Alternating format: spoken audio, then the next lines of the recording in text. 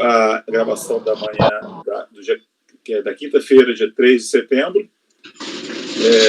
Ela, no início, teve uma parte da manhã que os processos que já houve o julgamento, itens 86 e 87 da pauta. Estamos fazendo agora a segunda parte da manhã, digamos assim. O 88 saiu de pauta por conta de pedido da Procuradoria, se eu não me engano. E o 89 é um processo que ficou de vista da sessão, acho que de julho, né? E não houve tempo hábil para incluir na sessão de agosto. Então, vamos fazer o julgamento desse, depois passaremos a pauta, que é o último processo do dia de ontem, que está pendente. E já esclarecendo que o item 90 também foi retirado de pauta. Então, nós ficamos só com a pauta do dia de ontem, ficamos só com esse processo desse contribuinte Alessio, né? Lembrando que essa é uma gravação da reunião de 3 de setembro da segunda turma, segunda Câmara, segunda sessão de julgamento do CARF. E, sem mais delongas, estão presentes todos os conselheiros titulares. E eu vou passar a palavra, então, para o relator, como só fazer um esclarecimento que, como já foi relatado, como já foi passado toda na verdade, teve uma vista para o doutor Mário, né, que é o primeiro a votar, e eu creio que a vista é pontual, então não há necessidade de um relato minucioso, tá, doutor? Só lembrando as linhas gerais da autuação, e já pode passar para o seu voto, principalmente para os pontos que eu acho que foram os pontos que suscitaram a dúvida, né? Então, com a palavra, por favor, e um bom dia para todos. Ok. Bom, trata de um processo de imposto de renda da pessoa física relativo a acréscimo patrimonial a descoberto, relativo ao ano calendário de 2002, em que, fundamentalmente, a fiscalização, ela apurou, durante todo o período da fiscalização, ela conduziu a verificação da documentação do contribuinte e entendeu pelo lançamento por acréscimo patrimonial descoberto. Na impugnação do contribuinte, também no recurso voluntário, as alegações dele são de que, na verdade, a atividade econômica dele é atividade rural.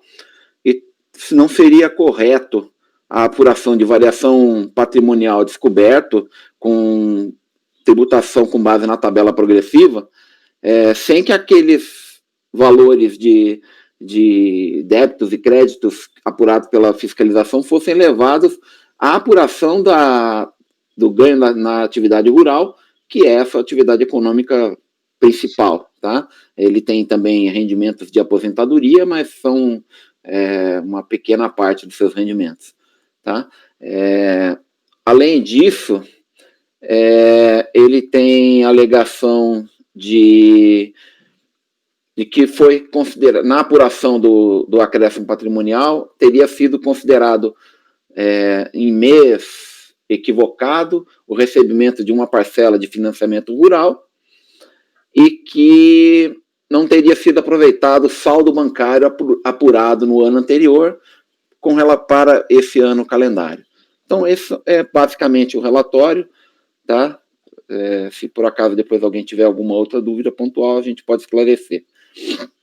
No meu voto, eu analisei de início a questão do saldo bancário, aproveitamento do saldo bancário, onde eu demonstrei que, além da questão de que ele precisaria comprovar a existência efetiva daquele recurso que ele alega possuir, que, na verdade, a fiscalização utilizou todos os valores que foram apurados no ano anterior e estariam registrados em contas correntes, em aplicações financeiras, em bens. Isso está tudo considerado na apuração da fiscalização. Então, a minha interpretação foi de que não caberia essa alegação dele de aproveitamento do saldo bancário de 31 de dezembro de 2001 para o ano calendário 2002. Com relação ao financiamento rural, aquela parcela que teria sido recebida em mês diferente do que a fiscalização constatou, isso chega a ser até incontroverso nos autos, tá? O julgamento de primeira instância também constatou isso.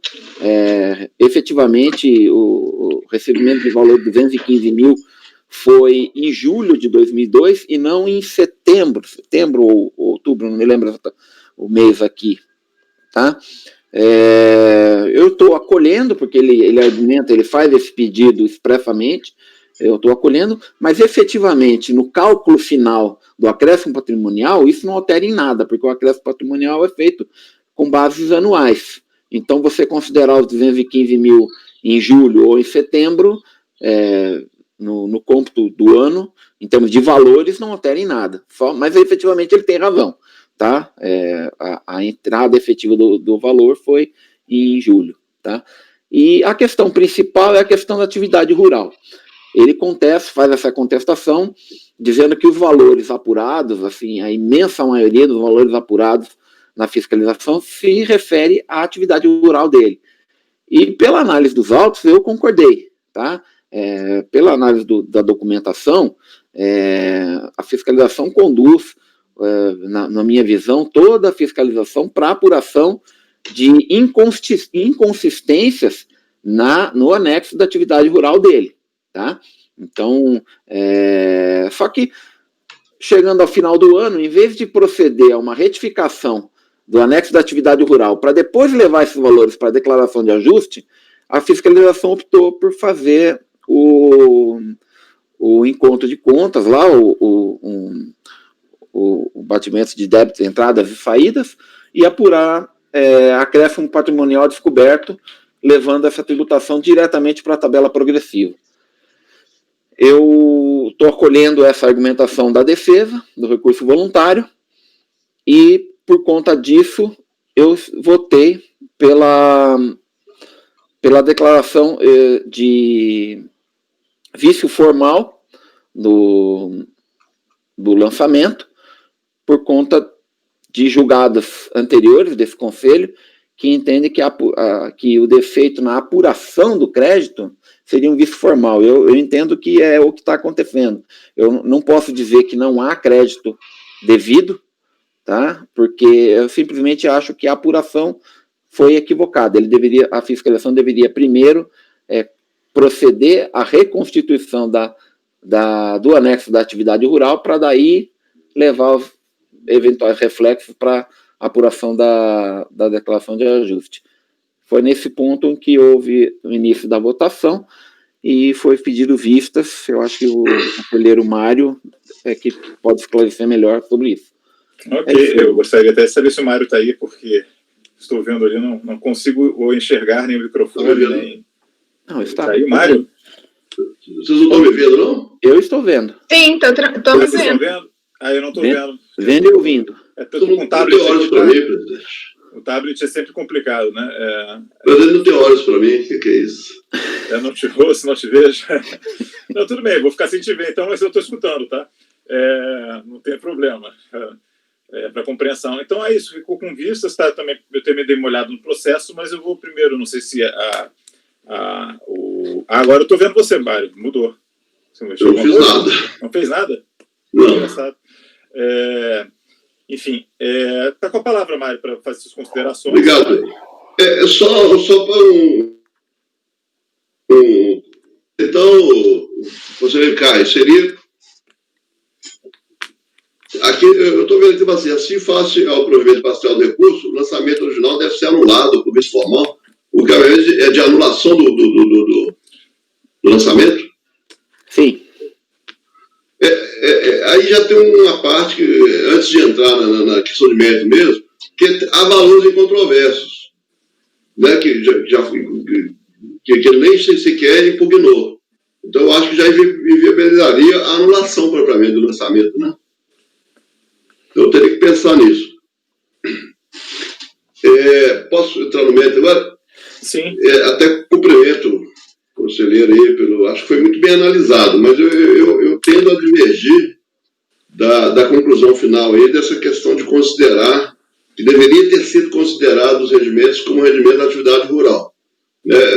Foi alegado pelo conselheiro, ele fala assim, se havia condições de se apurar e separar o que era receita de despesa da atividade rural, o que era de rendimento de outras fontes de despesa, essa separação deveria ter sido feita. Sobre a minha ótica, não teria como. Eu estive analisando bastante o processo também, baseado na impugnação e nas decisões lá também de piso. O contribuinte, ele, o tempo todo, ele sempre busca jogar para a atividade rural mesmo, né? Porque ele está sempre alegando que ele tem um prejuízo acumulado de R$454 mil. Então, ele sempre carrega, não necessariamente na impugnação dele, no procedimento normal dele. Você vê que aqui tem momentos que a fiscalização aponta que ele alega pagamento de valor maior do que a dívida, por exemplo, porque ele sempre quer aumentar a atividade rural. E aí, eu chamo a atenção aqui, a tabela que foi colocada na folha 149 do termo de verificação fiscal, o auditor demonstra o seguinte, receita bruta mensal da atividade rural. Então, ele tem a tabela, os valores declarados na atividade rural totalizam nesse ano calendário R$350 mil declarados pelo contribuinte. O livro caixa dele consta a escrituração de R$303 mil, ou seja, menor do que ele declarou. E o que foi apurado com base em documentação apresentada pelo contribuinte durante o procedimento de auditoria, foi apurado R$300.464 de atividade rural. Ou seja, muito parecido com o declarado no livro caixa, e ele declara R$50 mil a mais na atividade rural, na declaração da atividade rural dele do imposto de renda. Então, ele busca sempre justificar a renda, essa renda não justificada, vamos dizer assim, essa renda não amparada, com a atividade rural, justamente para se beneficiar do abatimento do prejuízo, não haver tributação. Então, a infração que está sendo objeto de discussão, eu concordo com a questão lá do empréstimo rural de setembro para julho, realmente não vai afetar, mas seria o correto, né? Agora, o lançamento desse item é o item 1, acréscimo patrimonial sem cobertura em rendimentos tributáveis, não tributáveis, isentos, tributáveis por fonte ou objeto de tributação definitiva. Eu acho que é exatamente isso que aconteceu. Pela planilha lá de origem de aplicações, mostrou que teve essa variação patrimonial superior. O que tem apurado, justificado pelo próprio contribuinte, são R$300.464 de atividade rural. Caberia a ele mostrar, ele simplesmente alega, não tem lógica, porque se eu faço isso e aquilo, então, se eu só trabalho com atividade rural e tenho aposentadoria, o que não é aposentadoria é atividade rural. Isso é lógica. Agora, se é um acréscimo patrimonial não justificado, não tem como você falar que ele é de atividade rural. Esse acréscimo, em tese, pode ser de qualquer outra aplicação financeira. É ele que deveria trazer os autos, vinculando esse plus que foi apurado à atividade rural, e não o contrário. A gente fala, não, pela lógica aqui seria isso. Né? E aí eu me reporto também ao artigo 55, que está citado lá, que é objeto do lançamento. Ele fala o seguinte, o inciso 13, do regulamento de imposto de renda vigente à época, hoje é o outro artigo, mas tem a mesma redação. As quantias correspondentes ao acréscimo patrimonial da pessoa física, apurado mensalmente, quando esse acréscimo não for justificado pelos rendimentos tributáveis, não tributáveis, tributados pela fonte ou objeto de tributação definitiva, são sujeitos a lançamento, né? E aí, o parágrafo único do artigo 55, ele fala, na hipótese do inciso 13, que é justamente essa infração, o valor apurado será acrescido ao valor dos rendimentos tributáveis na declaração de rendimentos submetida à aplicação das alíquotas constantes da tabela progressiva de que trata o artigo 86. Então, baseado nesses fundamentos, eu creio que pese muito bem avaliado todo o auto de infração, todo o procedimento fiscal, o voto foi bem elaborado, mas eu vou divergir nessa parte aí, propondo a manutenção do lançamento como feito, negando provimento ao recurso, por considerar que classificado como acréscimo patrimonial apurado e que deve ser submetido à tabela progressiva mesmo. Obrigado, presidente. Eu vou também fazer algumas considerações, até porque eu tomei vista dos processos. Bom, como já apontado aí por todos, essa questão da data do financiamento não tem nenhum efeito prático, somente que foi considerado antes da origem.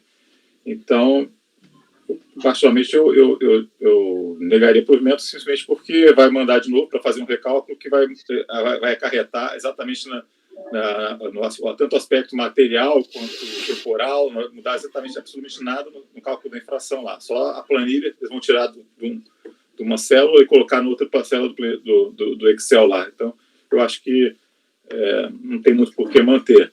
Mas também, se a maioria quiser manter essa encaminhamento, não tem problema para mim.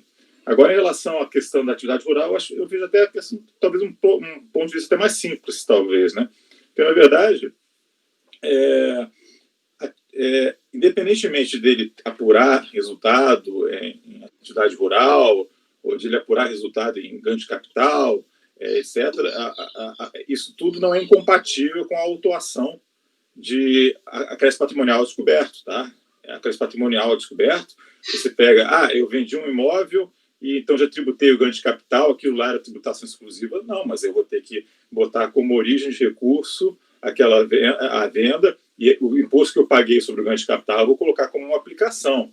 Então, pelo menos assim, eu não vejo eu não sei se eu entendi bem a colocação do relator, mas eu não vejo nenhuma incompatibilidade entre se fazer o levantamento do fluxo de caixa tal como foi feito pela fiscalização e ele exercer a atividade rural ou não. Né? Geralmente, as receitas da atividade rural são levadas, sim, ao APD, independentemente de haver uma tributação separada ou não, né? E os gastos, os custos que ele tem na atividade rural, também vão ser considerados essas como despesas, como aplicações de recursos, e aí, em função disso, você vai se apurar o resultado da acréscimo patrimonial. Isso vai ser juntado com todas as outras receitas que eles têm, com todos os outros custos que eles têm, e aí vai se fazer a apuração mês a mês. Tá? E, independentemente da fiscalização ter apurado antes ou depois da atividade rural, isso é uma outra autuação que pode ser feita ou não existe nenhum grau de prejudicialidade em relação a isso. Pelo menos, isso é mais ou menos assim, me parece mais ou menos tranquilo. Mas eu não sei se também se eu entendi bem o raciocínio do relator, né, que está com a mão levantada. Eu já vou lhe passar, então, a palavra para me esclarecer isso aí. Por favor, Caio. Eu tenho exatamente esse mesmo pensamento. Não há incompatibilidade nenhuma da apuração do ganho de capital. A única coisa, e também não vejo problema dele considerar essas entradas e saídas de recursos. O que eu vejo é que durante a fiscalização, toda a documentação, e o Mário relembrou muito bem, a fiscalização aponta diversas inconsistências na apuração da atividade rural do contribuinte. Ela já verificou isso, que há inconsistências ali, há valores menores, né, apurados de receitas e tudo. Então, se ele já apurou que há inconsistências na atividade rural, e ele já verificou isso, que são inconsistências de atividade rural, jogar isso para uma tributação na tabela progressiva, eu acho que é equivocado. Porque, efetivamente, a atividade rural tem uma tributação diferenciada, inclusive pelo fato do contribuinte estar declarando prejuízo. Isso vai ter reflexo, sim, no montante de tributo a ser submetido à tabela, a tabela progressiva. Isso é inegável. Né? O fato de haver valores incontroversos lançados, isso, para mim, não altera a necessidade de que a fiscalização tem que apurar conforme a lei determina. A lei determina que a atividade rural tem uma apuração diferenciada, então, se a fiscalização verificou, e no meu entendimento, a fiscalização está dizendo que verificou inconsistências na apuração da atividade rural do contribuinte, então ele deve refazer isso, conforme a lei determina. Para depois, aí sim, veja, eu estou propondo a nulidade formal do lançamento justamente porque eu acho que precisa ser refeito e há a possibilidade de haver, sim, acréscimo patrimonial descoberto. Só que esse acréscimo patrimonial descoberto precisa ser calculado conforme a lei. Nós não podemos pegar uma receita de atividade rural que tem uma tributação diferenciada e jogar na tabela progressiva pura e simplesmente. Pode, é assim que é feito o APD, é feito assim. Eu pega todas as receitas, repito, é a mesma coisa do ganho de capital. A ganho de capital de venda de imóvel tem uma tributação separada, mas ainda assim você vai se considerar aquele valor lá que ele auferiu com a venda do imóvel, vai considerar como uma origem de recursos é assim que é feito o APD.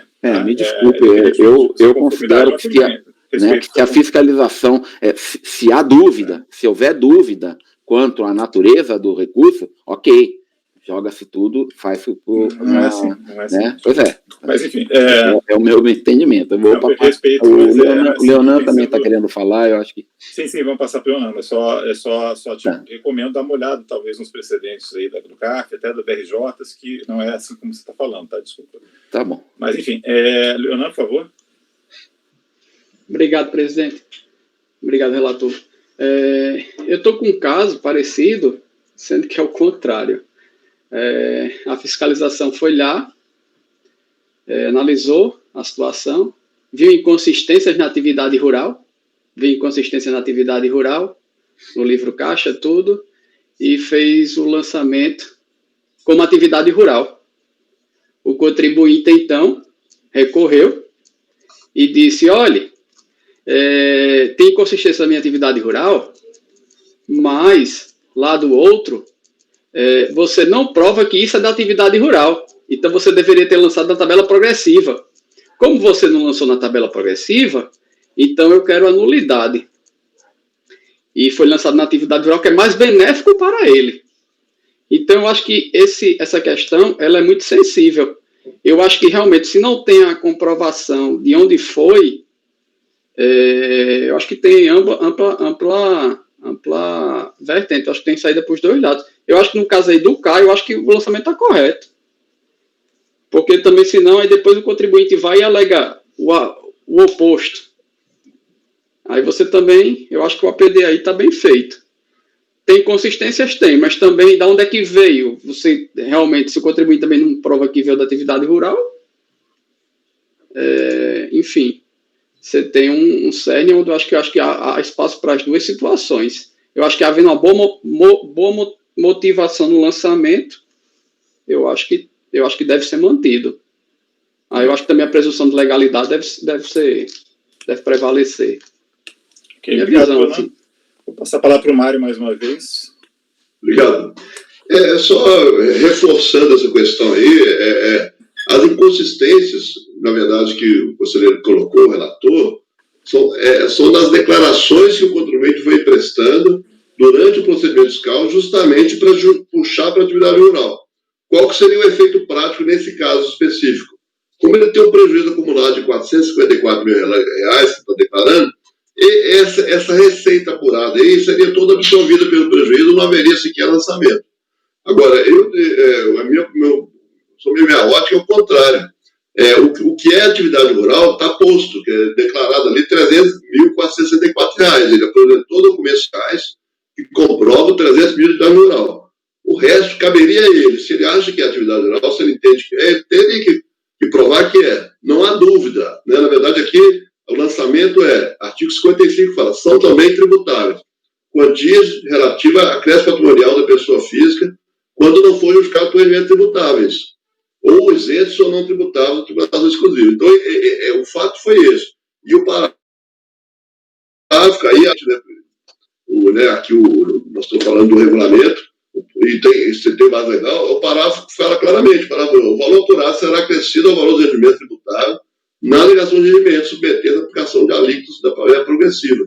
Quer dizer, há um comando expresso falando que, nesse caso, teria que ser jogado na tabela progressiva, e, para mim, não é questão de dúvida. Aqui é uma dúvida, poderia ser uma dúvida, mas é uma dúvida que a própria lei já dá a interpretação. Né? Seria autêntica, ela fala, isso aqui é a crédito patrimonial e, salvo prova em contrário, que não há nos autos, seria tributado na tabela progressiva. Por isso que eu mantenho esse encaminhamento. Acho que essas razões estão expostas, né? Se ninguém tiver mais uma colocação, a gente pode passar a votação. Então só lembrando aqui, o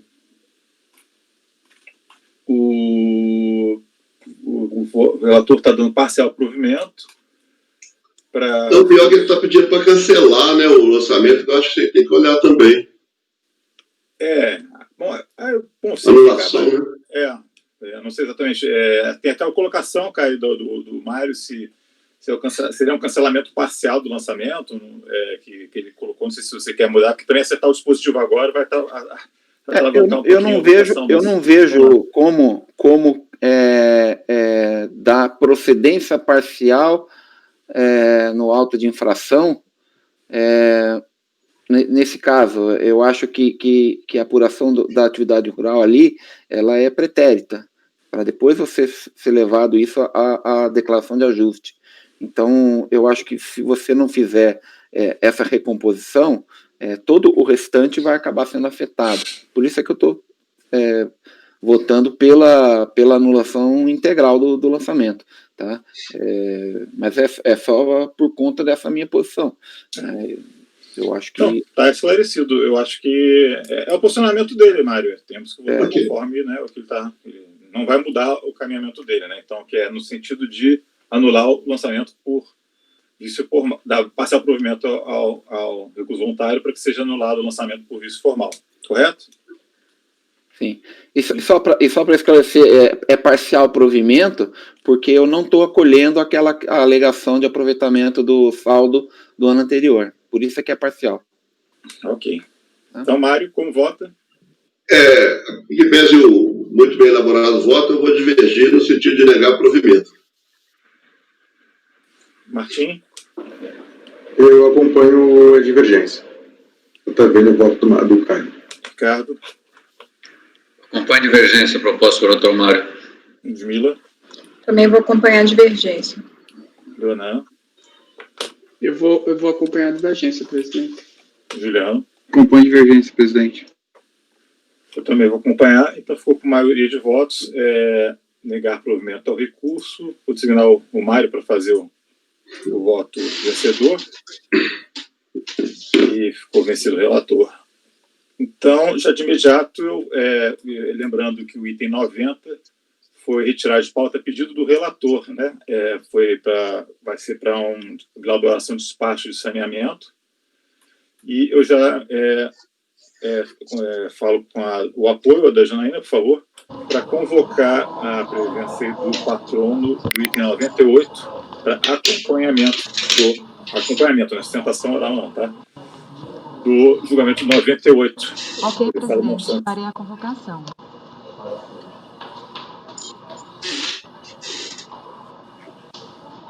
Item 98 da pauta, doutor Marcelo, seu processo será julgado agora. Por favor, verificar a mensagem privada no chat.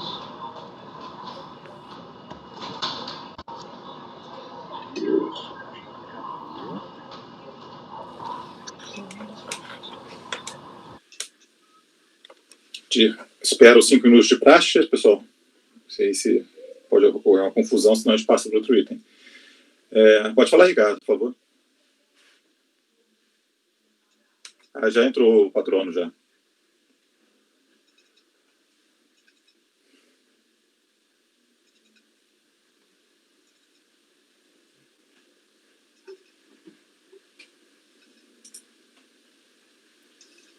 Vocês me escutam? Tá com... bom dia. Tá com um atraso, tá? Tá com atraso. Melhorou agora, presidente? Melhorou agora. Ainda tá com atrasozinho, mas... até falar também, vocês estão me escutando? Que eu tive de entrar e sair, vocês estão escutando? Escutando bem. Tá, então eu vou passar aqui o processo.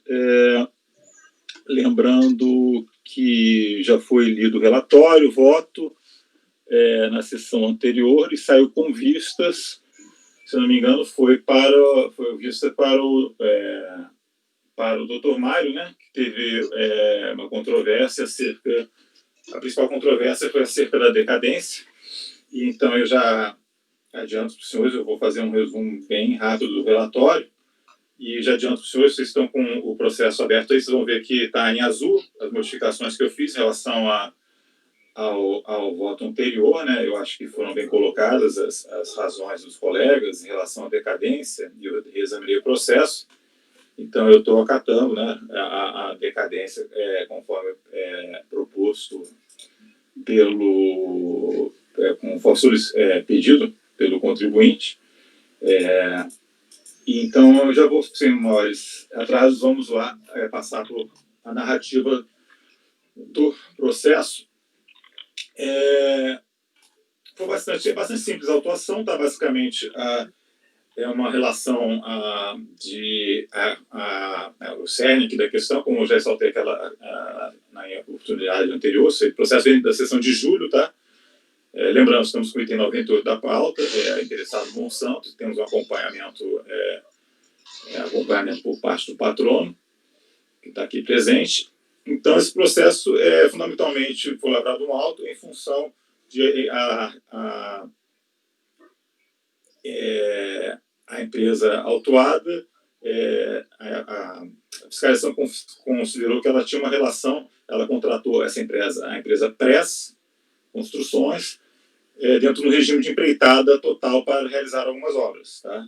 São um total de 4 obras que foram realizadas pela Press, e para todas elas, a Press ela declarou que tinha sido feito, recolheu o que ela declarou, que era empreitada total, reafirmou isso na impugnação, mas o contribuinte autuado vem manifestando-se que não era empreitada total essa relação jurídica, tá? Empreitada total, lembrando-se, né, a empresa se responsabiliza por toda a obra, né? Não partilha, digamos, a execução do projeto com outras empresas, tá? Então, em resumo, foi isso. Então, houve aferição indireta com base na contabilidade, fundamentalmente, lançamentos contábeis dos pagamentos efetuados à Press, dessas contratações. Tem um ponto aqui que eu acho que é fundamental, que em nenhum momento foi apresentado pelo contribuinte nem pelo contribuinte, nem pelo responsável. Foi uma solidária, na verdade, a autuação, houve a imputação de responsabilidade solidária para a prestadora de serviços, né? Então, foi autuado a Monsanto e a Press, dentro de uma relação de responsabilidade solidária, com base, repito, nesse o artigo 30, inciso 4, se eu não me engano, da lei de custeio. E em nenhum momento foi apresentado qualquer contrato, embora todas foram intimadas para tanto, né? E não houve apresentação disso, de contrato de construção civil, contrato de execução de obra, contrato de edificação. Então, a própria questão de se haver um fornecimento de material, aquelas questões que mudam as alíquotas um pouco da aferição indireta, nada disso foi ser feito na ausência de documentação que poderia ter sido carregada pelo autuado e pelo solidário. Enfim, eles foram autuados, né? E a Press, a hora recorrente, apresentou sua impugnação, e também a solidária apresentou a impugnação daquela oportunidade. Aí sim, né, eles trouxeram vários documentos, não trouxeram os contratos, né, isso aí não existe nos autos, mas trouxeram vários documentos de pagamento, algumas notas fiscais, resumos de folha de pagamento, enfim, trouxeram uma certa documentação aos autos. Então, aí, diante dessa apresentação dessa documentação, o julgamento lá da DRJ foi convertido em diligência e foi efetuado um relatório substitutivo, que aí, em função da apresentação dessa documentação, que só foi apresentada só na impugnação, né, para deixar claro que já de antemão aqui que não houve nenhuma novidade no procedimento fiscal, no sentido de que simplesmente o contribuinte não trouxe a documentação, por isso houve a aferição direta. Agora, como ele trouxe na impugnação, o contribuinte solidário trouxeram a documentação na impugnação bastante volumosa, resultou num outro relatório fiscal, e aí houve o relatório fiscal substitutivo, a autuada se manifestou e a solidária não se manifestou mais depois desse relatório substitutivo. E teve o julgamento da DRJ, que isso excluiu parcialmente, né, reconheceu a decadência de parte do lançamento, acho que em função lá do 173, né, e da súmula plante 8, e também foram retirados do lançamento valores que foram lançados em triplicidade. Enfim, que aí é a emenda do julgamento. E aí as alegações da recorrente eu já expus na oportunidade anterior e como vou enfrentar elas no voto, eu vou já passar para o voto. Só lembrando que não houve recurso voluntário da Solidária Press, tá? Só da atual recorrente, da Monsanto. Ok? Então, ela não tinha respondido nem ao relatório substitutivo, né, e nem apresentou nenhuma consideração para recurso voluntário. Então, estou enfrentando a questão da decadência novamente, né? A turma ela manifestou com pertinência a questão da decadência que tinha que ser abordada de uma maneira diferente, força da solidariedade, e eu ponderei as razões e dei uma reexaminada nos autos. Então, eu passo aqui diretamente as considerações de ordem prática, né? Tirando essa colação de súmula, de jurisprudência, né? Lembrando até, no caso, o acompanhamento, que o estudo já consta gravado e também já foi exposto devidamente, já foi devidamente relatado. Tá? Então, eu vou passar direto à parte prática aqui, que vou narrar então. Pois bem, a recorrente não efetuou retenções sobre os valores pagos à empresa que realizou a empreitada, alegando que estava impedida de o fazer por força de medida judicial exarada em processo judicial. Porém, tem-se que, considerando-se como válida a conclusão da fiscalização de que a empresa Press foi contratada sob regime de empreitada total, que será examinado mais adiante, então sequer cabe retenção. Veja-se que as contribuições devidas sobre o prisma de solidariedade, face ao seu não recolhimento pela contratada para a realização de empreitada total, não se confundem com as contribuições da pessoa jurídica que são decorrentes de suas outras atividades e relações jurídicas, ao contrário que parece cogitar recorrente. É necessário dessa feita que haja recolhimento, ainda que parcial, de contribuições que concernem ao tipo de relação jurídica estabelecida entre a contratada e contratante, ou seja, de solidariedade com fulcro no artigo 30, inciso 6, não, inciso 4, inciso 6 da Lei 8.212. Para tal aferição, devem ser analisados os recolhimentos, vocês são partes que eu já mudei, tá? Da relação ao que foi narrado na sessão passada. Então, para tal aferição, deve ser analisado os recolhimentos tanto da contratada quanto da contratante, posto que, consoante regra do artigo 125, inciso 1 do CPN, pagamento efetuado por um dos obrigados aproveita os demais. Lembrando, em todo caso, que a decadência do lançamento com relação às competências até novembro de 99, inclusive, já foi reconhecida pela instância de pisos. Com os autos, constata-se que a contratada realizou 4 obras para a autuada, sendo que as competências passíveis de serem abrangidas pela regra decadencial do artigo 150, parágrafo 4 do CPN, que são janeiro a março de 2000 e maio a junho de 2000, dado haver sido a recorrente cientificada do lançamento em outubro de 2005, tá? Estão associadas ao tomador Brascalb, empresa incorporada pelo recorrente. Para as competências janeiro, fevereiro, maio e junho de 2000, a fiscalização não acatou tais pagamentos para fins de retificação do valor lançado, porque a contratada não comprovou manter escrituração contábil regular nos termos da legislação previdenciária.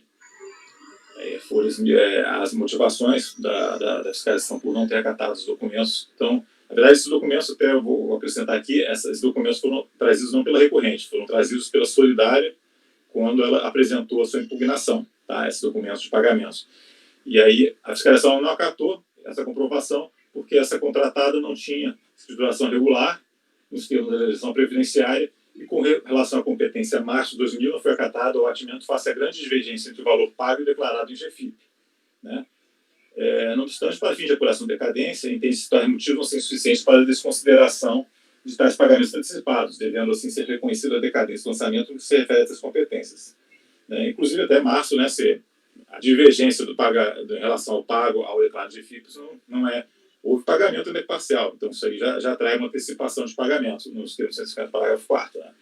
E aí ela não disse, em relação a janeiro, fevereiro, maio e junho, ela nem disse que não pagou, simplesmente, não, mas não dá para aceitar esses pagamentos como antecipação por conta de que a empresa não tinha escrituração contábil regular, então não viu motivos aí realmente suficientes para serem desconsiderados esses pagamentos como antecipação, então estou reconhecendo aí a decadência do lançamento no que se refere às competências até junho de 2000, inclusive.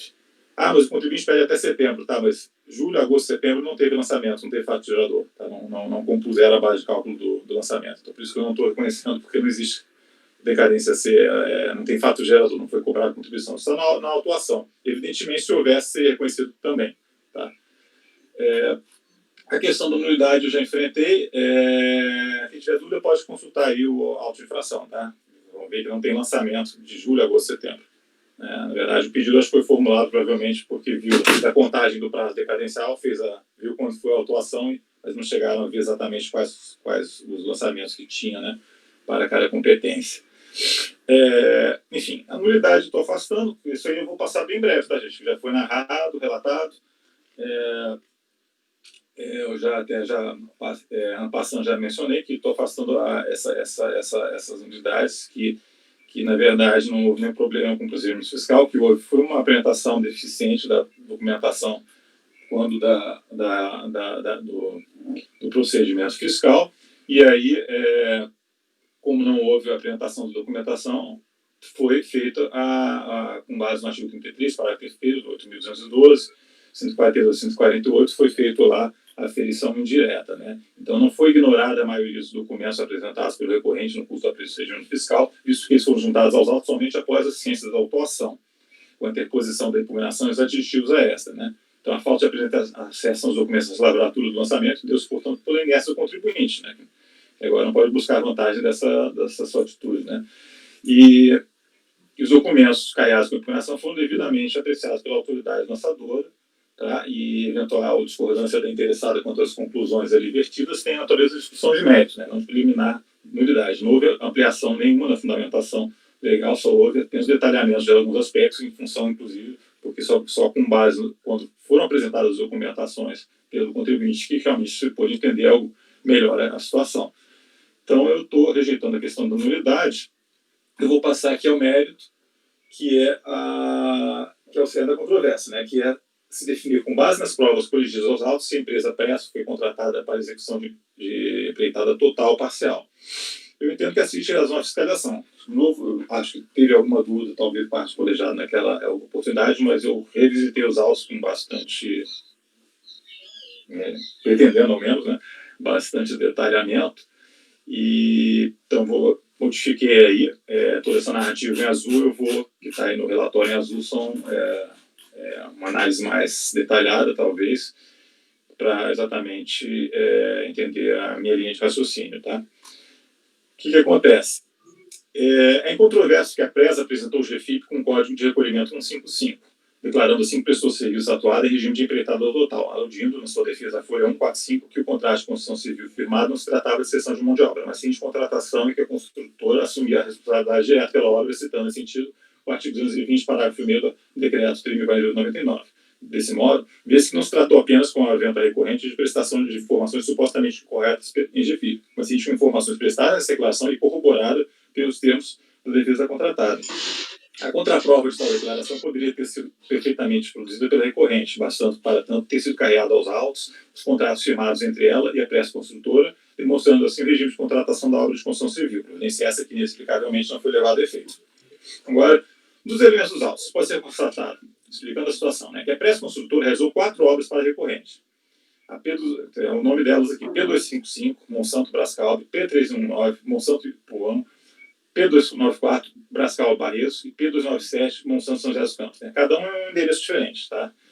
Essa Brascal foi uma empresa incorporada pelo Monsanto, e outras são filiais das Monsanto lá que já existiam, né? Monsanto Ipuã e Monsanto São José dos Campos. Então, cada um um endereço diferente, em relação aos quais foram trazidas notas fiscais, algumas guias de recolhimento de peça e folhas de descontado.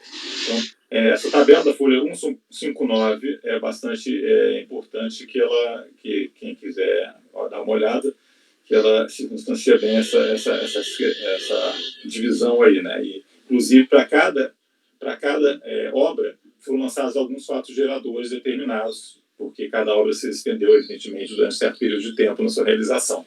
Tá? Não foram trazidos contratos relativos a qualquer dessas obras. Então, não existe nos autos. Em suas peças recursais, autuado insiste na narrativa de que a pressa construtora foi contratada para realizar a execução do projeto denominado Dry Glifosate. Não sei se o glifosate fala assim, mas enfim. O qual teria sido avançado em regime de empreitada parcial, porém não traz o respectivo contrato ou mesmo projeto em questão, de modo a testar suas alegações, não sendo cabível supor que a empresa de seu porte não tivesse controle sobre documentos do gênero. O que se sabe é que outra empresa, a Monte Calmo Montagens Industriais, recebeu valores vinculados ao aludido projeto DRA e glifosate, pois conta em certas notas fiscais juntadas, tal menção, está nas folhas 120 a 127. Nessas notas consta como endereço do sacado a unidade da autuada em São José dos Campos, né? Mas não resta claro ter sido realizada a obra em questão nesse mesmo local, a nível de documentação adicional. O que a gente tem é só que a sacada foi essa filial, né, da autuada, mas a gente não tem nenhum projeto, nenhum contrato que comprove essa questão. Por outro lado, algumas notas fiscais da PRES indicam a prestação de serviços à Monsanto do Brasil, consultando esta como sacada no seu endereço de São José dos Campos, mas não é especificado o local de realização da obra, muito menos a vinculação dessas aos projetos DRA e glifosate. Ou seja, essas notas fiscais são de 128 a 134. Então, essas notas fiscais não têm de vinculação nenhuma, na nota não está especificado, repito, não tem contrato, não tem nada, não tem projeto, dizendo que essas notas fiscais estão associadas a esses projetos DRA e glifosate. Ou seja, não há nenhum vínculo concreto e nítido sobre a pretensa participação da PRES construtora no âmbito do referido projeto. E mesmo que se considerar a habilidade de documentos iniciais para comprovar a existência de empreitada parcial, que se limite somente a título de argumentação, só poderiam ser em relação aos pagamentos efetuados no âmbito das obras realizadas no endereço de São José dos Campos, que é a obra P297, competência de janeiro a julho de 2001. Então, em relação a esse, tá, repito, nessa folha aí, 159, se eu não me engano, ela demonstra, eu até vou abrir aqui o processo, que eu não abri, mas ela demonstra quais são por projeto, quais são os fatos geradores lançados, tá? Então, na verdade, os elementos indiciários que a empresa está trazendo, que a meu ver são indiciários, né, pelo menos, são relativos apenas a um dos endereços, a um dos locais onde houve a imputação de... Folha 159 mesmo, tá? Fatos geradores aí de contribuições previdenciárias. Em relação às obras realizadas em todas as outras filiais, Brascalp lá de Monsanto, Brascal e Barretos, Monsanto, Brascal e Monsanto Ipuã, não tem absolutamente nada indicando, nem inicialmente, nem remotamente, nos autos, de que teria sido feito a empreitada parcial. Tá? Estou sendo um pouco repetitivo, mas para ser bem enfático, tá? Que a gente tem que julgar conforme o que está nos autos. Tá? Obviamente. Então, isso é acrescentar que todos os documentos acostados pelo contratante, pela prestadora, foram minuciosamente examinados pela fiscalização, a qual competência por competência, está aí na 1581, 1590, confrontou GFIP, elementos contábeis e GPS juntados, trazendo articuladamente as razões pelas quais entendeu existirem documentos aptos a afastar as contribuições lançadas para esse período. Entre essas razões, atém-se, dentre outras, várias das GPS, né, porque foram carregados vários documentos, de uma maneira um tanto desorganizada, mas foram carregados documentos principalmente pelo prestador de serviços, mas também alguns pela autuada, né? E aí a fiscalização fez nessas folhas, que eu estou apresentando aos senhores, que podem dar uma olhada lá, convido-os novamente, foi feito minucioso exame dessas questões e por que não foram acatadas como prova, né? Diz que em várias das GPS apresentadas, o CNPJ identificador é o da própria prestadora, não a recorrente, sendo que nas GFIP apresentadas pela prestadora, ela própria consta como tomadora relativa aos tais pagamentos, código de pagamentos associados de obras de construção civil, falta de apresentação de GPS com especificação de matrícula SEI, e mesmo a ausência de quaisquer GPS, como se dá nas competências de setembro e outubro de 2002. Ou seja, para a competência a partir de janeiro de 2001, o motivo para o não acatamento das guias foi bastante além da simples menção à ausência de escrituração regulada da prestadora, como aconteceu com os períodos para os quais foi reconhecida a decadência na presente fundamentação. Há que se registrar que, após o apontamento do físico no relatório fiscal, demonstrando a precariedade dos documentos relacionados para o fim proposto de corroborar sua versão de que teriam sido pagas contribuições devidas em razão da prestação de serviço epigrafada, a PRES construtora não trouxe argumentos de conformidade. Tampouco voltou a se manifestar nos autos, deixando de interpor recurso voluntário. Ou seja, depois que a fiscalização ela fez o relatório substitutivo demonstrando a precariedade, né, por A mais B, por que aqueles documentos não se prestavam para o que estava sendo aduzido pela prestadora, que era que tinha pago tudo, direitinho, não sei o quê, ela não trouxe não teve réplica, né? Porque, enfim, não sei exatamente por que motivo, mas, a meu ver, é porque realmente não conseguiu sustentar suas razões. Enfim, e por seu turno, em seu recurso voluntário, interessado não ter uma linha argumentativa sequer apontando concretamente falha desse exame promovido pela autoridade lançadora depois do seu relatório, reiterando apenas suas alegações genéricas que tais valores estariam associados à contratação em regime de empreitada parcial do que com visto a somente pequenos indícios e relativo a pequena parte do período examinado. Tá? Então, eu não estou reconhecendo, né, por todas as razões, a existência de empreitada parcial, e ainda se pudesse ser feito esse reconhecimento, eu saliento mais uma vez, só poderia ser feito com relação àquela obra lá de São José dos Campos, que estaria em tese, né, relacionada com esse projeto, mas mesmo assim acho que não está comprovado. E aí o resto não mudei absolutamente nada em relação à sessão passada, até, então que foi vista positiva, os senhores estão conscientes, né, e a gravação esteve aí disponível, já para apreciação aí dos interessados. De qualquer maneira, eu só resumo aqui que a mídia judicial ela impede a retenção de 11%, mas não é disso que a gente está tratando nos autos, né? A gente está tratando aqui de 11% é previsto no artigo 31 da Lei 8.212, a gente está tratando aqui do artigo 30, inciso 6 da Lei 8.212, então a decisão judicial não se aplica aqui ao caso tratado nos autos. E a questão toda aqui estou repetindo aqui, que é epigrafado, não apresentou os documentos necessários suficiência à revisão da responsabilidade solidária. Isso tudo está aí, tem a transcrição das IN do INSS, vigentes à época, artigo 220, parágrafo 3º do EPS, e coloco que o fisco realizou o exame detalhado da documentação trazida, enfim, é mais ali do mesmo, né, quando as questões relacionadas com o valor do débito, bem como alegada a inexistência de débito da contratada, tem uma argumentação de que a empresa, como a prestadora tem CND, então não poderia ser exigido, tá? O consectário lógico seria que ela pagou tudo, né? Só que aí isso aí foi bem enfrentado pela decisão de primeiro grau, eu já transcrevi, já narrei na sessão anterior, dizendo que não existe bis in idem, né, em relação ao outro NFLD, porque aquela tem outra NFLD que foi lançada, mas também foi com relação à retenção de 11%, não o caso aqui do que a gente está tratando, né? Também a questão das bases,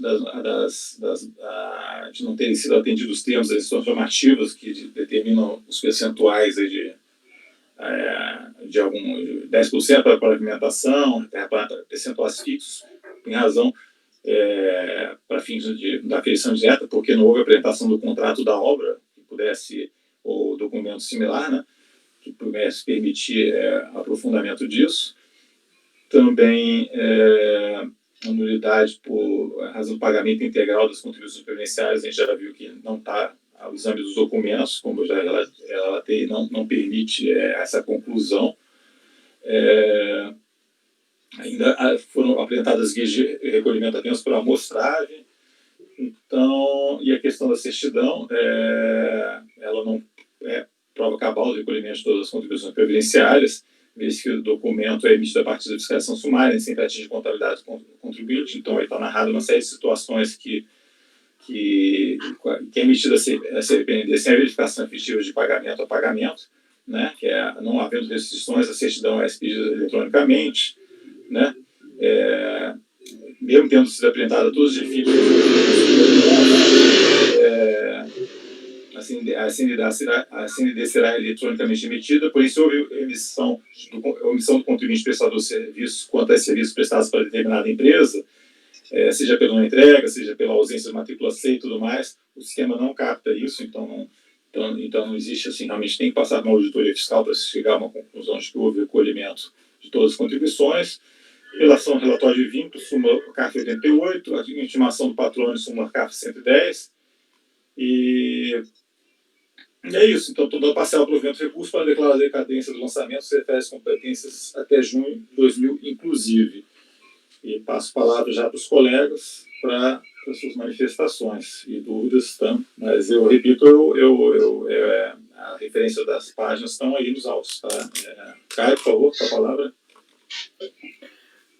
Das minhas anotações aqui da ata, pelo menos eu fui um dos que pediu vistas, e os 2 pontos em que eu tinha dúvida e que eu fui também verificar era justamente essa questão da decadência, que com a reformulação do voto do relator convergiu exatamente para aquilo que eu pude verificar.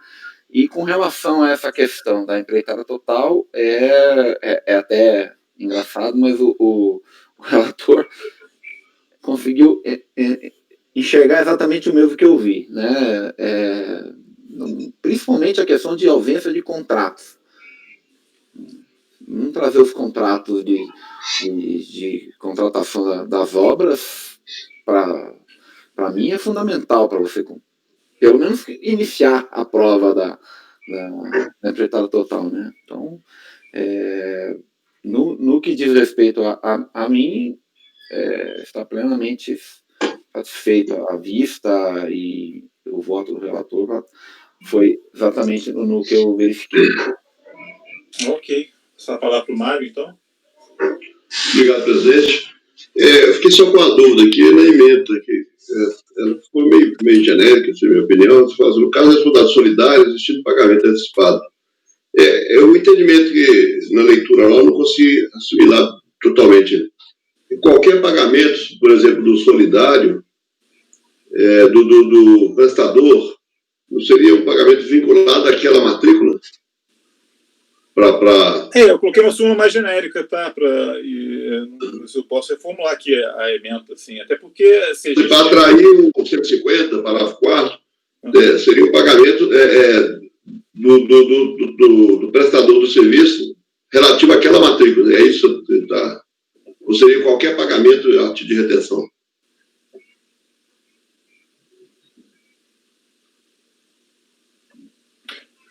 Não entendi sua colocação. Pode repetir, desculpa? Eu não vi. Eu não entendi sua colocação.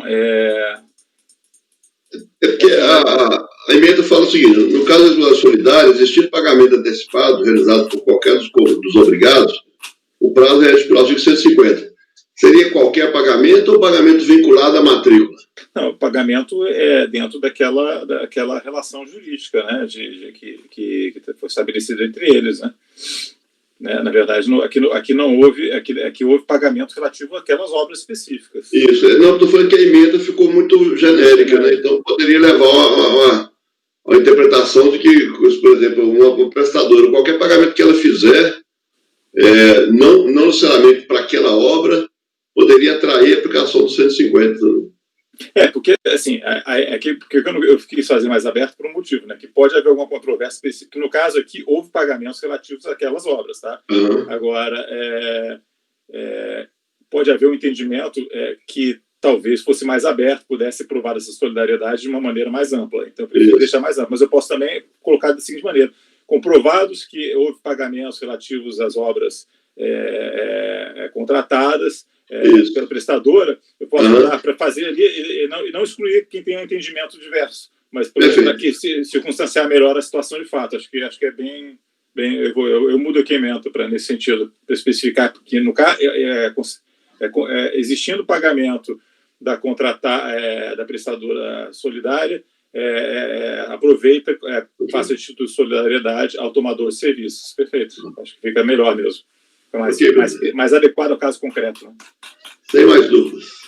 Okay. Se tiver mais, eu vou passar a votação, então. Se tiver mais dúvidas. Mário, como vota? Acompanhe o voto do relator, presidente, com essa ressalva, né, com a questão da emenda. Vou botar aqui vermelho. Martim? Eu também acompanho o relator. Ricardo? Acompanho. Ludmila? Eu também acompanho essa reformulação. Caio? Acompanho o relator. Leonana? Acompanho, já está ajustado. Juliana? Acompanho o relator. Então, ficou por unanimidade de votos da parcial provimento ao recurso para reconhecer a decadência do lançamento até a competência de junho de 2000. Ok, doutor? Ok, obrigado, presidente. Vou pedir para alguém aí que está com poder retirar aí, ou então, doutor, fechar, tá? Ok, então vamos aqui, estamos no lado 58, ainda dá tempo de a gente julgar mais um pouco, né? Agora vamos retomar a ordem da pauta e O próximo processo, 99, foi retirado de pauta, eu acho que isso foi pela PGFN, eles estão retirando as entidades imunes de uma maneira geral. Tá? Mas teve, 99, não, vamos voltar para antes, né? Tem o processo de pessoa física ali, correto? Isso. E é o item 91, primeiro da manhã. O item 90 foi retirado de pauta? Foi retirado de pauta. 90? De pauta pela PGFN, eu acho. Não, 90 foi a meu pedido. Foi seu pedido, né, Ricardo? Acho que isso aqui deve ser por conta de... Saneamento, né? Ok. Então, vamos passar ao 91 com a palavra do doutor Ricardo, tá? Já é um processo programado para a pauta da manhã de hoje. Com a palavra, Ricardo, por suas razões. Pois não, muito obrigado. Senhores, processo 91, contribuinte Heraldo Júnior de Faria. Aqui nós estamos analisando o recurso frente à auto de infração relativa ao imposto de renda pessoa física, omissão de rendimentos por depósitos bancários. Eu destaco que o contribuinte foi intimado para apresentar os extratos das suas contas. Ele não atendeu a intimação. Então, foi necessária a expedição de RMF. E, com base nesses extratos recebidos do banco, a autoridade fiscal procedeu à elaboração dos demonstrativos e imputou a omissão de rendimentos. O contribuinte contesta o lançamento, argumentando em síntese que, bem sintético, não for intimado a oferecer defesa ou regularizar qualquer pendência com a Receita Federal antes do auto de infração.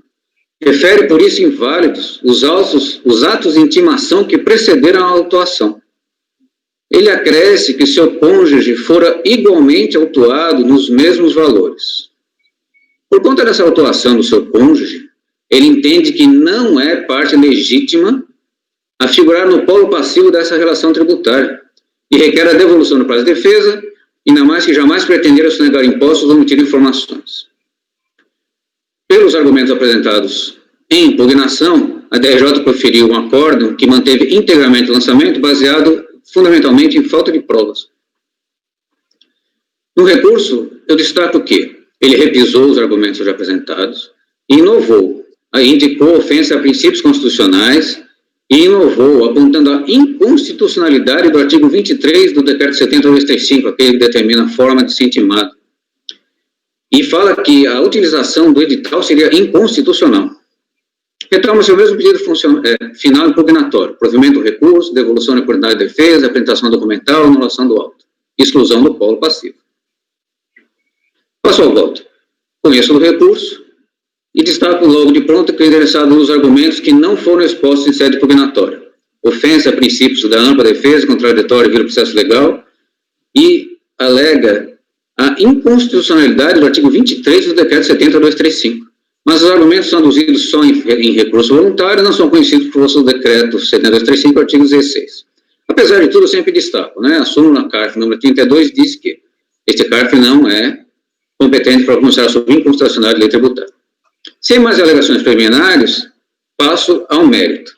Foi uma autuação relativa à omissão de rendimentos, com base, portanto, no artigo 42 da Lei 9.430 de 96, apreciando a espécie. Claro está que a lei exige a apresentação pelo contribuinte de documentação que coincida com dados e valores para comprovar a origem dos recursos depositados, e se esses recursos já foram ou não oferecidos à tributação, ou ainda tais depósitos não teriam sido por ele mesmo oferidos.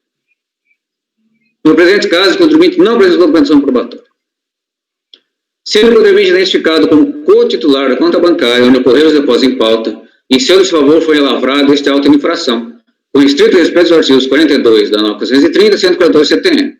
É descabida a sua pretensão de ser excluído do polo passivo da relação tributária por clara disposição legal, não ouvir de contribuinte do que estabelece o parágrafo 6º tratado do artigo 42, o qual indica que, na imposta de contas em depósito no investimento mantido em conjunto, onde não houve comprovação da origem, o valor dos rendimentos será imputado a cada titular, mediante divisão. E, muito propriamente, já se manifestou a instância de piso contra aqueles argumentos repisados: validade dos atos de intimação, regularidade de todo o procedimento, devolução de prazo, sonegação ou menção de informações. Então, eu destaco rapidamente do voto da DRJ, com base no artigo 57 do ICAF, que o interessado argue que não for intimado a oferecer defesa ou regularizar qualquer pendência com a Receita Federal. Não é o que se extrai dos autos. Cientificado regularmente no termo de início do procedimento fiscal, o contribuinte for novamente intimado, no mesmo endereço postal por ele eleito como seu domicílio fiscal, a comprovar a origem dos créditos em suas contas bancárias. Verificado e profícua essa tentativa, só então foi regularmente intimado por meio de edital, como prevê o dispositivo. Como demonstram os dados constantes na base, somente com a transmissão da declaração de justiça anual de 2011 é que o contribuinte fizeram alteração de endereço, aí elegendo o mesmo que consta agora na sua impugnação. Vários, portanto, a estimação. Não se continua ainda a DRJ, que adota como razão de decidir. Não se vislumbra nos autos qualquer hipótese de nulidade do artigo 59 do decreto do PAF. O impugnante fez amplo uso do direito de defesa e não havendo se falar em devolução de prazo para apresentar a justificativa e demonstrar a procedência da autuação. E a responsabilidade do contribuinte depende de sua vontade, artigo 136 do CTN. Concluo da seguinte forma. Assim sendo, afastados todos os argumentos de mérito expostos pelo recorrente, totalmente pertinentes para pretensão e provimento de seu recurso, ou indo em devolução da penalidade de defesa, apresentação documental, ou anulação do auto de infração, ou ainda a sua exclusão do polo passivo. Isso posto, voto em não conhecer as alegações de ofensa a princípios constitucionais de constitucionalidade de lei tributária e em relação à parte conhecida em negar provimento. Esse é meu voto, senhor presidente. Ok. Dúvidas? Esclarecimentos? Não vou passar a votação, então. Doutor Mário? Acompanho o relator, senhor presidente. Martim? Também acompanho, presidente. Acompanho. Caio? Acompanho. Eu acompanho também. Juliano? Acompanho o relator, presidente. Eu também acompanho, então ficou conhecer parcialmente o recurso, exceto quanto aqueles aspectos lá, e na parte conhecida, negar de provimento. O item próximo, por favor, com a palavra ainda, doutor Ricardo. Muito obrigado, senhor presidente. Posso então analisar o recurso do senhor Mário Schingel, que no caso trata-se de recurso voluntário para notificação de lançamento, que levantou imposto de pessoa física suplementar quanto à omissão de rendimentos recebidos de pessoa jurídica, ação judicial trabalhista. Em sua essência, o relatório do acórdão combatido traz: houve omissão de rendimentos recebidos de pessoa jurídica conforme informações em DIF da mesma. Na apuração do imposto devido, foi compensado o imposto retido na fonte. Então, já foi compensado o imposto. Na impugnação, diz o notificado que já pagou o imposto devido pelo recebimento da indenização da Prefeitura Municipal de Criciúmal e do salário do professor, cargo que exercia, o que estaria comprovado pelos comprovantes de rendimentos pagos e retenção de imposto de renda na fonte anexados. Esclarece que o valor recebido da Prefeitura Municipal de Criciúmal é referente à verba indenizatória. Essa questão de verba indenizatória dos recebimentos da Prefeitura é o ponto fulcral da lide. E é correspondente ao período de março de 2004 a dezembro de 2006, quando foi vice-prefeito. E é resultado de uma ação judicial conforme este número. E a verba percebida tem natureza indenizatória. Mas parte dessa verba indenizatória foi paga em 2005. Então, ele gostaria que não fosse aplicado o regime de caixa, mas sim de competência, alegando em impugnação. Se tivesse sido feito mensalmente, não haveria incidente de imposto de renda. O acordo combativo mantém o crédito tributário exigido plenamente. No recurso, preliminarmente, novamente, entende os rendimentos provenientes da Prefeitura, não incide imposto de renda, pois são indenizatórios. E nova, sustenta que sem emissão de rendimentos, nem sonegação de sua parte, somente omissão de recolhimento, não havendo prejuízo ao fisco pelo erro do contribuinte, este não deve ser punido por mero erro de preenchimento. Eu lembro que no relatório da auditoria já foi aproveitada a retenção. Inova também alegando que o fisco teria se utilizado de prática ilegal ao efetuar compensação do imposto instituído no último ano. Ele escreveu dessa forma. Com o débito ainda não devidamente constituído no ano calendário discutido nesse processo administrativo e que a multa seria confiscatória. Isso é quanto a não se libera a restituição existindo do débito.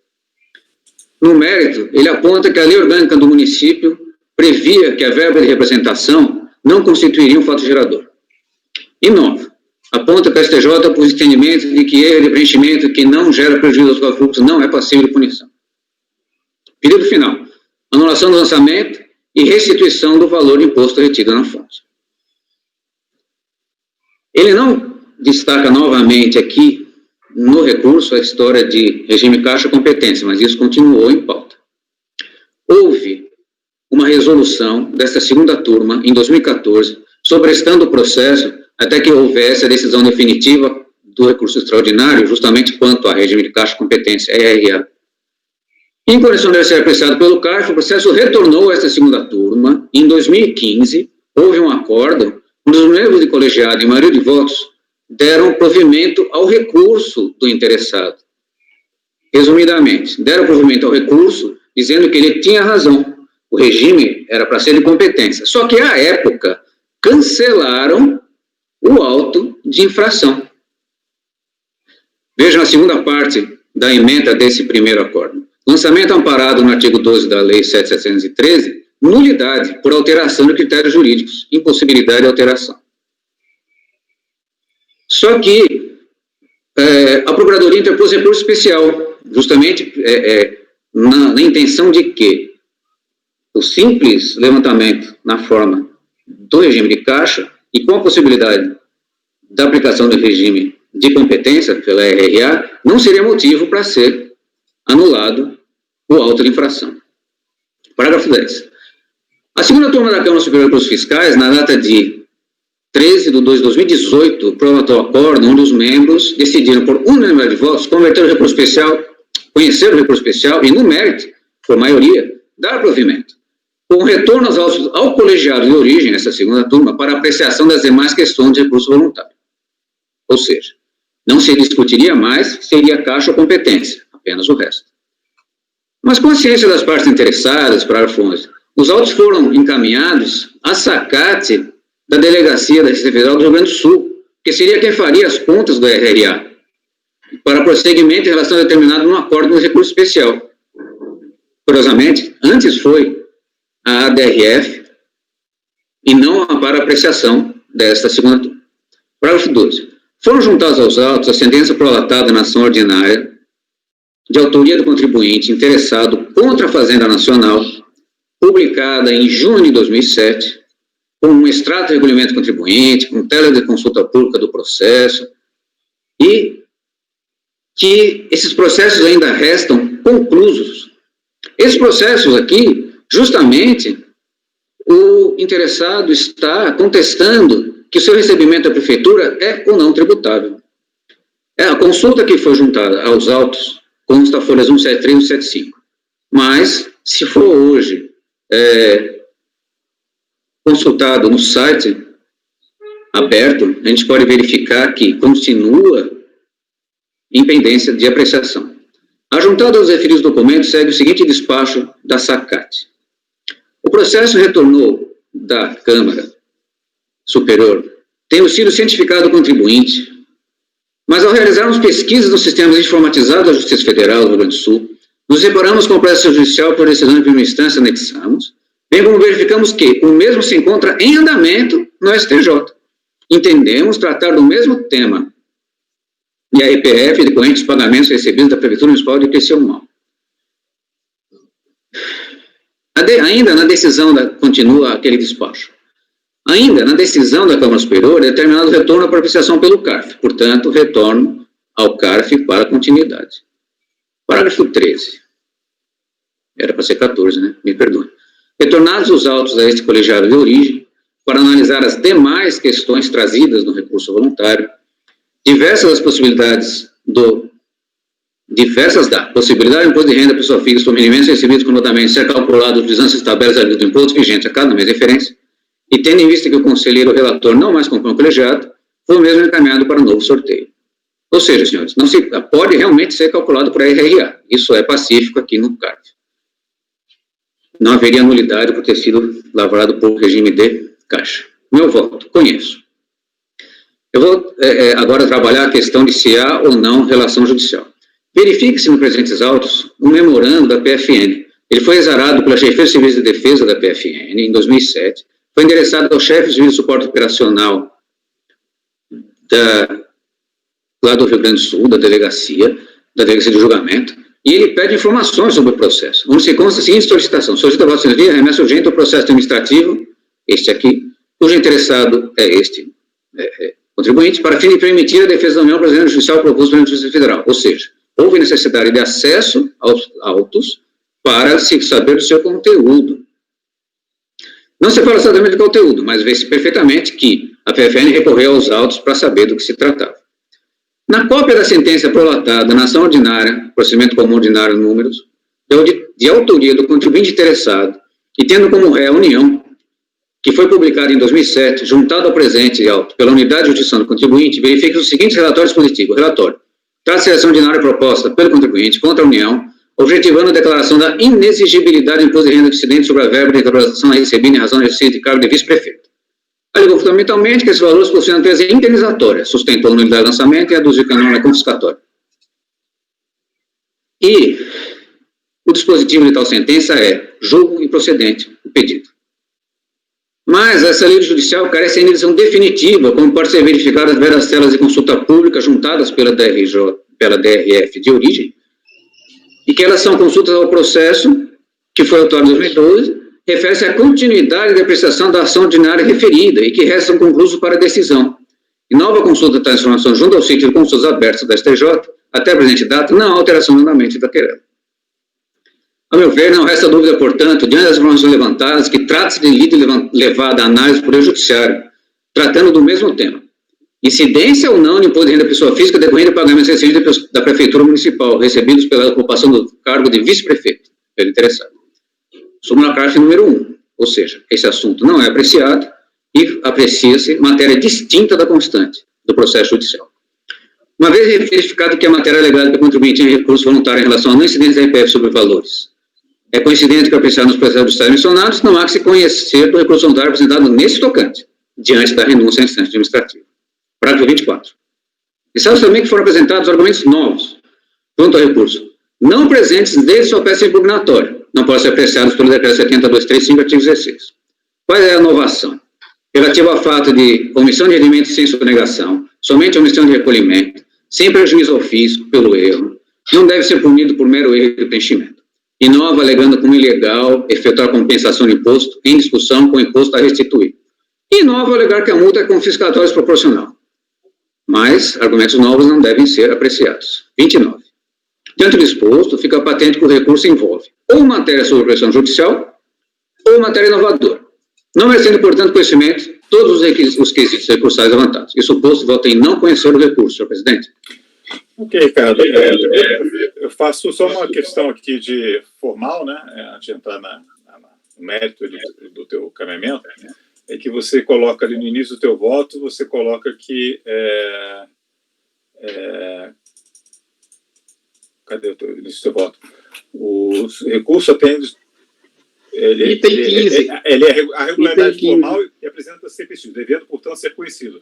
Aí, no final, você coloca não conheço do recurso, fica vai ficar um pouco maníaco-depressivo, né? Não dá. Ou você conhece ou não conhece. Faz como a Ludmilla, Ricardo, bota difiro o pressuposto de admissibilidade para o final. Só entendendo que não dá para ficar assim, né? Porque eu conheço, mas não conheço. Vai ficar... O microfone está desligado.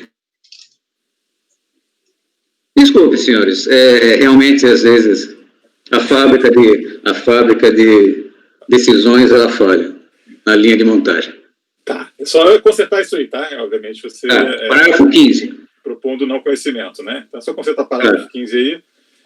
De resto, pelo que eu entendi, então, em resumo, ele impetrou essa ação aí, que é versando sobre o mesmo tema, que é o RRA e incidente de imposto de renda, sobre os mesmos valores, né? Isso uma pequena nuance, senhor presidente. Oi? Uma pequena nuance. O RRA, a cálculo para RRA já foi definido pela Câmara Superior. O que ele questiona judicialmente os meus rendimentos de Criciúmal são isentos. Só que a Câmara Superior falou, RRA, anule-se o primeiro acórdão e julgue-se o restante. Esse restante tem essa questão dos isentos? O principal é o isentos e a inovação. Eu só errei, eu não posso ser castigado, etc, etc.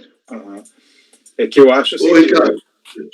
Só terminar aqui, eu acho assim, só para ficar claro, talvez no teu voto, que essa parte de... que ainda que o RRA já tenha sido definido, que a matéria é sobre litígio, talvez esteja aqui, tá? Eu posso estar olhando errado, mas que a matéria que ainda resta ser apreciada pelo CARF, em tese, né? Ela trata justamente dessa matéria que está sendo trabalhada lá na Justiça, que seria a isenção, né? Eu acho que isso aqui não está muito bem claro no teu voto. a isenção. Parágrafo 13, o segundo parágrafo 13, eu tenho 2 parágrafos 13, né? Eu uso a lógica inversa.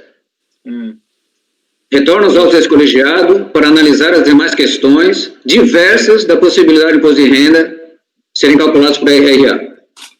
Sim, tudo bem, mas é importante assim, se dizer exatamente que no voto está circunstanciado. Olha, ele está pedindo as questões diversas que restaram para ser apreciadas no contencioso são isenção, não sei o quê.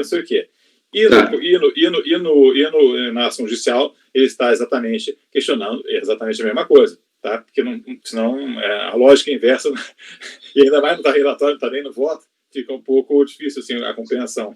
Tá? Para quem está vendo, está entendendo a narrativa, tá? É só uma questão de ajuste aí.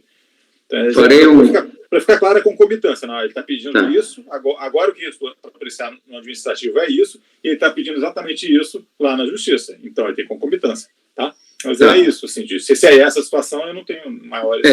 Parágrafo 15A, eu coloco, então, as questões diversas. Tá, mas isso, para mim, se é essa situação mesmo, né, eu não vejo, não tem maiores considerações aí. Os colegas, com a palavra, senão a gente pode passar a votação. A minha dúvida era mais ou menos nesse sentido também. São duas verbas distintas, então. O RRA não tem a ver com esse processo que ele está movendo contra a Fazenda, do recebimento do município, né? Então, não teve... aí eu achava também que deveria deixar clara essa questão da concomitância, né? Relativamente a essa parte. Então, deixa de conhecer por concomitância, exauriu a fase administrativa da discussão dessa parte. Parágrafo 19, Mário. Isso está no parágrafo 19, bem claro. Trata-se de lide levantada da análise por judiciário apenas quando tem incidência ou não no imposto de renda da pessoa física devendo os pagamentos recebidos da prefeitura. Tu falando lá no final do dispositivo, né? E a outra dúvida é essa questão do RRA, se não seria o caso de não tem que se pronunciar sobre ele, simplesmente? Não.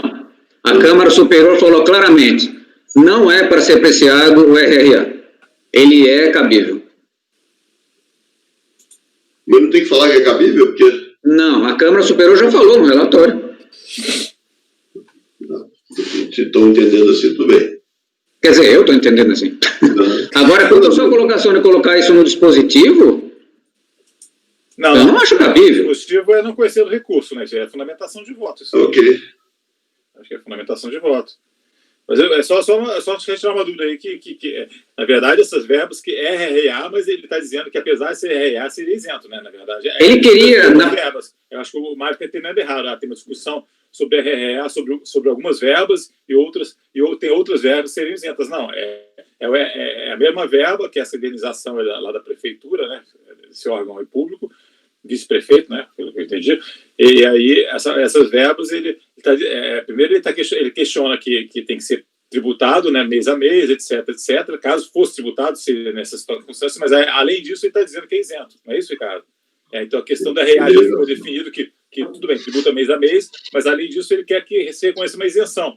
Mas isso aí está sendo discutido na Justiça. Me corrija se eu estiver errado, Ricardo. Então, é assim. Na impugnação, ele fala duas coisas. Eu quero que seja isento, e, além disso, mesmo que não o fosse, seria RRA e não chegaria no limite. Veio um primeiro acórdão e ele disse o quê? Este auto deve ser anulado. Simplesmente assim. Aí, isso diante de um recurso onde ele retoma a situação que os autos, o meu rendimento é isento. Ele não fala no seu recurso claramente sobre o RRA. Só que o primeiro acórdão fala em regime de caixa, não pode ser lavrado o auto de infração, anule-se o auto de infração. E quando ele volta, então, devido a essa anulação, isso foi para a Câmara Superior. E a Câmara Superior falou assim, não discuta o RRA, volta e discute o que sobrou. O que sobrou é isento, que está judicial, e matérias novas. Foi claro? Para mim está claro. Mário. Sim. Então tá, se está todo mundo esclarecido, vamos passar a votação então, gente. Mário, como vota? Acompanho o relator, presidente. Martim? Eu também acompanho o relator. Acompanho também. Caio? Acompanho. Leonan? Acompanho, sim. Juliano? Acompanho o relator, presidente. Eu também acompanho, então ficou por unidade de votos não conhecer do recurso, tá? Aí, na sequência, temos aí 93. Querem fazer intervalo agora? Ou... Podemos fazer agora logo, né? Que até quem está desde as 8. Desde as 8 aí. Vamos fazer intervalo, são 10h20. 10h. Os caras são aí para vocês? 10h29. 10h30, né? 10h30, 10h40 aqui. Pode ser? 10 minutinhos? Pode ser. Tá bom, até breve. Vamos interromper a gravação, por favor, tá?